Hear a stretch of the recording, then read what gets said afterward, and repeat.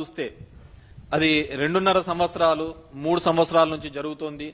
దీనికంతా వైసీపీ హయాంలోంచే మొదట ఆఫ్రికా నుంచి అన్నారు, మళ్ళీ దాని తర్వాత ఇప్పుడు లోకల్ గా ఉన్న జోగి రమేష్ ద్వారా జరిగిందని చెప్పి ఒక పొలిటికల్ గా తీసుకొని రావడం జరుగుతుంది.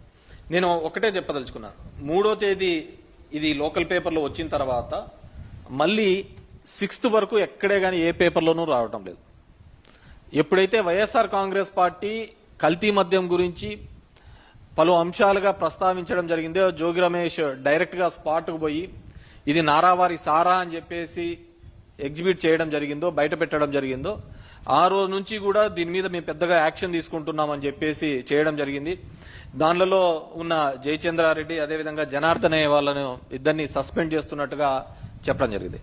ఈ జనార్దన్ అనే అతను సౌత్ ఆఫ్రికా నుంచి ఒక వీడియో రిలీజ్ చేయడం జరిగింది. ఆ వీడియోలో మనం బాగా చూసాము అంటే, నాకు ఇది సంబంధం లేదు, నాకు ఆరోగ్యం బాగాలేకుండా ఇక్కడికి వచ్చాను అని చెప్పిన అతను ఎంత ధైర్యంగా, ఒకవేళ ఇక్కడ కేసెస్ ఉన్నాయని విత్-ఇన్ 2 days ఎంత హుందాగా ఎయిర్పోర్ట్ నుంచి బయటకు వచ్చినాడో మనం చూస్తున్నాం. ఎయిర్పోర్ట్ నుంచి బయటకు వచ్చినారు. అతనికున్న ఈ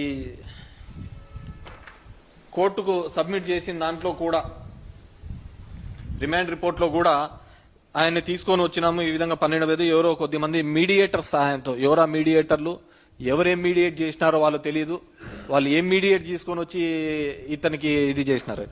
తీసుకొని వచ్చిన తర్వాత ఆయన రాత్రి ఒక వీడియో రిలీజ్ చేస్తాడు, చేతులు కట్టుకొని పక్కన ఎవరో అతనికంతా నేర్పిస్తున్నట్టుగా, ట్యూటరింగ్ చేస్తున్నట్టుగా, అంతే కదా సార్, ఇదే కదా సార్, చెప్తున్నాం కదా సార్, ఈ విధంగా చేశారు. జోగి రమేష్ ఇతను 2.5 సంవత్సరాలుగా మేము వ్యాపారంలో ఉన్నామంట.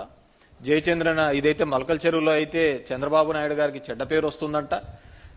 ఈ చందమామ కథలన్నీ అల్లుకుంటా రావడం జరుగుతుంది. మేము ఒకటే చెప్తున్నాం, మా వాళ్ళు ఏదైనా ఒక చిన్న ఊర్లో ఒక ఫ్లెక్సీ కట్టాలంటేనే పోలీసు వాళ్ళు వచ్చి అడ్డం పడి చేస్తా అంటారే, ఒక చిన్న పోస్ట్ పెడతా అంటేనే పోలీసు వాళ్ళు వచ్చి చేస్తా అంటారే, అలాంటిది ఇంత పెద్ద ఒక దందా నడుస్తోంది, ఒక దందా చేస్తున్న దానికి వైసీపీ వాళ్ళు చెప్పినాడని ఎంత ధైర్యం ఉంటే జనార్దన్ రావు గారు చేస్తారు చెప్పండి. జనార్దన్ రావు ఒక వైసీపీ అతను చెప్పాడని చెప్పి జనార్దన్ రావు ఇంత పెద్ద స్కెచ్ లో చేస్తాడా? గవర్నమెంట్ లో ఇలాంటివి ప్రోత్సహించకపోయింటే, నేను సింపుల్ థింగ్ చెప్తాపా, మా గవర్నమెంట్ ఉన్నప్పుడు టు బి హానెస్ట్ చెప్తున్నా, హైదరాబాద్ నుంచి గానీ బెంగళూరు నుంచి గానీ ఒక 2 బాటిల్ తీసుకొని వచ్చా అంటే పోలీసు వాళ్ళు అడ్డం పడి నిలబెట్టేసి జైల్లో వేసిన సందర్భం. ఓ 2 బాటిల్ తీసుకుని రాటికి, దానికి ఓ అని మా మీద అందరూ బాధపడిన సందర్భం. 2 బాటిల్ తెచ్చుకోలేరా అయ్యా అని చెప్పేసి. ఈరోజు పాపం 2 బాటిల్కి సంబంధం లేకుండా ఒక కుటీర పరిశ్రమే మొదలు పెట్టేసి గ్రామాన కూడా మొదలు పెట్టినారు. ఎందుకు వస్తుంది ఈ విధంగా కల్తీ మద్యం? ఎందుకు ఏ విధంగా తయారైతుంది? వీళ్ళు బెల్ట్ షాపులు అన్ని కూడా వేలాల్లో అమ్మినారు. 1,00,000, 2 లక్షలు, 3 లక్షలు, 9 లక్షలు, 10 లక్షల వరకు పోయిన వేలాలు. అక్కడ నా గ్రామంలో ఉన్న డిమాండ్ను బట్టి పోయినప్పుడు ఆ 10 లక్షలతో ఈ బ్రాంతి షాప్లోంచి సరుకు తీసుకొని అమ్మితే వాళ్ళకేం పెద్ద లాభం రాదు. ఈ విధంగా కల్తీ చేసుకొని వస్తే మా ఏరియాలో కూడా, మా ధర్మవరం ప్రాంతంలో కూడా ఇప్పటికీ వైన్ షాప్స్లలో, కొన్ని తెలుగుదేశం పార్టీకి సంబంధించిన వైన్ షాప్స్లలో కదిరి నుంచి వచ్చి రాత్రిపూట వచ్చి బాటిల్ అలాగే ఉంటుంది, బాటిల్ అంతా ఇట్లా నీట్ గా తిప్పుతారు, దాన్ని మాడుస్తారు, ఒక 2 కేసులు 3 కేసు, ఒక కేసుని 3 కేసులుగా తయారు చేస్తారు, వెళ్ళిపోతూ ఉంటారు. అంత నైటే వర్క్ జరుగుతూ ఉంటది. ఇది ప్రతి చోట ఉన్న పరిస్థితి. ఎందుకు ఈ నకిలీది వచ్చింది? కేవలం వీళ్ళందరూ ఈ బెల్ట్ షాపులలాగా బాగా విస్తరించిపోయినాయి. ఈరోజు నిన్న చంద్రబాబు నాయుడు అంటున్నాడు, బెల్ట్ షాపులు ఇవన్నీ మేమన్నింటినీ వచ్చి మీద కఠినమైన చర్యలు. బాగా గుర్తుపెట్టుకోండి, ఆయన ఒక్క మాట అన్నాడు అంటే ఖచ్చితంగా దానికి వ్యతిరేకంగా జరిగింటది. మేము తీసేస్తామంటే ఒక 4 పెరిగింటాయి తప్ప తగ్గే ప్రసక్తే లేదు. లా అండ్ ఆర్డర్ మీద మేము ఉపేక్షించము అంటే ఖచ్చితంగా గొడవలు జరిగింటాయి ఎక్కడో చోట. ఆ విధంగా చేస్తూ ఉంటారు.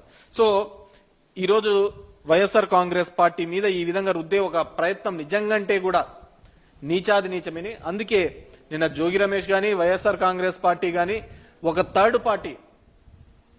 పార్టీ ఎంక్వైరీ చేయాలి అని చెప్పేసి సిబిఐ పార్టీకి మేము సిబిఐ దీని మీద ఇన్వెస్టిగేషన్ చేయాలి అని చెప్పేసి. ఎందుకంటే ఇక్కడ ఉన్న వాళ్ళు సిట్ అంటే సిట్టు, స్టాండ్ అంటే స్టాండ్. ఒక జగన్మోహన్ రావు అనే అతను వచ్చి, జనార్దన్ రావు అని వచ్చేస్తాడు, వచ్చి ఒక స్టేట్మెంట్ ఇచ్చేస్తాడు, ఒక వీడియో పెడతాడు. అసలు ఈ ఇన్వెస్టిగేషన్ ఆఫీసరు ఈ విధంగా వీడియోస్ ఏ విధంగా లీక్ చేస్తాడు? తన ముందర ఇన్వెస్టిగేషన్ కాన్ఫిడెన్షియల్ గా జరగాలి, జరిగిన తర్వాత వీళ్ళంతా నిందితులు, వీళ్ళంతా ఈ విధంగా జరిగిందని, అది ఏ పార్టీ వాళ్ళు ఉన్నా కానీ, ఏ పార్టీ వాళ్ళు ఉన్నా కానీ ఒక ఇన్వెస్టిగేషన్ అంటే ఆ విధంగా జరగాలి. వీళ్ళు కల్పిట్స్, వీళ్ళు దొంగలు, వీళ్ళు దొరికారు, వీళ్ళు ఈ పద్ధతిలో చేశారని చూపించాలి. కానీ దాన్ని పొలిటికలైజ్ గా చేయడం, అది పొలిటికల్ గా ఇబ్బంది కలిగించాలి అవతల పార్టీని అనే ప్రయత్నం చేయడం నిజంగా అంటే మీరు దీనికి ఏదన్నా కానీ ఒక లాజికల్ కంక్లూజన్ గా ఎక్కడ దొరికారు అని మూలాలు కనిపెడితే ఇక్కడికి ఆగుతుంది.